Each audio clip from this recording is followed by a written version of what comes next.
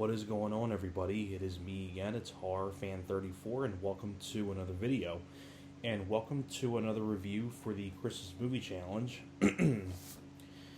Now, if you guys haven't been keeping up with this, basically this is a movie challenge where for the 25 days of Christmas, you review one movie per day. And this was a idea inspired by Julie. Let's Talk About Movies Cassidy to do this. And figured venture into another comedy film that I do love as a Christmas movie. I mean, what more can you say about this film? I mean, it's one of the most popular Tim Allen movies, and when I say Tim Allen's name, you already know what the review is going to be on. And if you can tell by the title of the video for this review, for this Christmas movie review, it's going to be on The Santa Claus. Now, The Santa Claus, this was a film that was, I believe, in 94. I'm pretty sure this was 1994. Pretty sure. Let me make sure I get the... doesn't say on here when it was.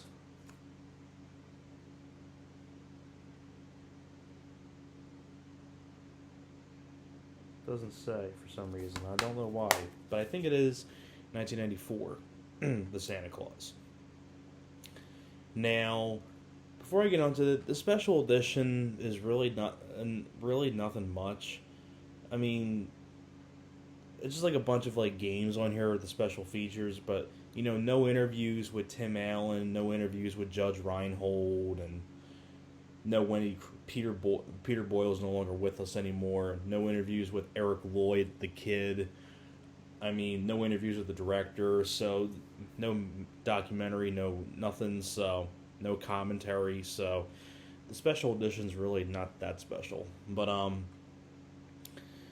now the Santa Claus was a film directed by John Pasquin, who would work with Tim Allen in two other films after this. This was their first time working together. John Pasquin also went on to do Jungle to Jungle with Tim Allen, and he also went on to do Joe Somebody with Tim Allen, with him and Belushi together. But, I mean, what more can you say about Santa Claus that hasn't been said before? Basically, it's, Tim Allen is a guy who is divorced from his wife.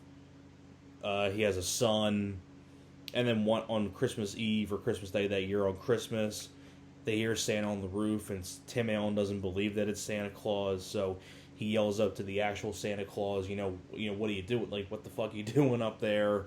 Things like that. And then the real Santa falls down and dies and disappears. And then Tim Allen pretty much gets a note saying that because you're responsible for the death of Santa Claus, you have to put on the next suit, which is this here, and you become the new Kris Kringle, pretty much, the new Santa Claus. And that's pretty much what it is, like, and it's pretty weird, like, then he's going through all kinds of changes, like, he's growing a beard, he starts to get fat, and things like that, and no one really knows why it's happening to him. But, I mean, getting on to, like, some of the cast, I really like the cast in this. First off, Tim Allen. I've always been a big fan of Tim Allen from Home Improvement from back in the day. But I also really enjoyed him in the Toy Story films as Buzz Lightyear, Galaxy Quest, Joe Somebody I like, and of course this film as well. And you figure Tim Allen's really a guy that didn't really venture out into a lot of other genres. He mainly stuck with these kind of like movies, like Toy Story, Santa Claus, and things like this. Tim Allen, though, has made a couple stinkers here and there. For Richer or Poorer with Kirstie Alley was Christmas with the Cranks is pretty damn bad with him and Jamie Lee Curtis, which I wasn't a fan of that. But this is easily definitely one of his best roles. Easily one of his best roles.